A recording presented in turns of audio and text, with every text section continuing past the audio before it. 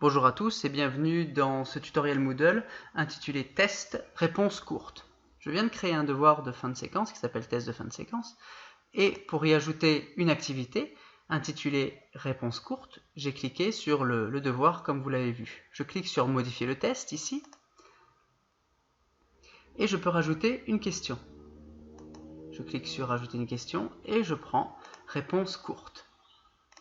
Travaillant sur un thème qui s'appelle Around the World avec mes élèves, je vais l'appeler, ici on me demande un nom de question, je vais l'appeler Around pour Around the World, et la question est What is the capital city of England, par exemple. Ce sont des sixièmes, donc on leur pose cette question-là. England, on peut mettre en gras, souligner, peu importe, changer la couleur si vous voulez, bref. Ceci étant fait, à nous de choisir le nombre de points, un point ou deux, si on estime qu'elle vaut 2 points, et de saisir les réponses. Réponses que les élèves peuvent écrire. Attention, cela doit être la même chose, on doit prévoir les réponses des élèves. Si l'élève vous répond London, 100 points, vous pouvez très bien laisser comme ceci. Si vous pensez qu'il peut vous dire It is London, ou alors une longue réponse, The capital city of England is London. Notez bien que je n'ai pas mis les points. Mais si l'élève vous met un point à la réponse, eh bien il aura faux, parce qu'il aura rajouté un point que vous n'avez pas prévu. Voilà pourquoi il est important de rajouter quand même les points en fin de phrase. J'ai besoin de pouvoir refaire la même chose que ceci, London, it is London, ou alors the capital city of England is London, en mettant les points. Donc je vais rajouter 3 emplacements supplémentaires au-dessous pour pouvoir prévoir les réponses des élèves. Ceci étant fait, je fais la même chose, je les copie ici, hop, je prends mes réponses, je les insère là, et je mettrai les points ensuite, pour justement prévoir les éventuelles réponses des élèves.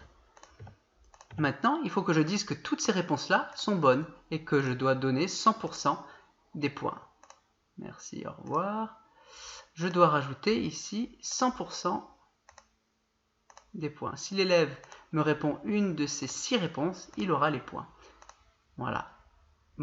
J'ai terminé, ici.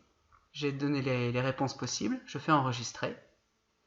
Si je veux modifier ma question, je clique ici sur ce lien-là. Si je veux la visualiser, je clique sur la loupe. Et pour nous mettre en situation d'élève, je clique ici à droite dans Prévisualisation. Et là, je deviens un élève. On me pose la question, et si je saisis London, même sur la majuscule, il acceptera, vous verrez. Je clique sur Suivant. Je fais Terminer, tout envoyer et terminer, ici.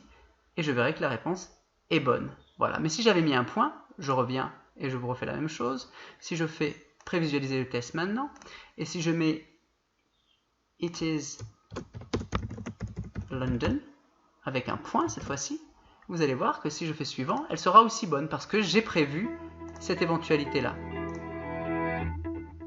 Voilà. Maintenant, juste pour vous montrer, si je saisis, je refais prévisualiser le test, si je saisis It's avec l'apostrophe, It's London, sans point ou avec point, tout ça parce que j'ai mis It's apostrophe S et non pas avec le point, eh bien j'aurai faux parce que je ne l'ai pas prévu dans ma réponse. Regardez bien, vous verrez, il y aura la croix rouge. Voilà, donc attention à cette petite subtilité.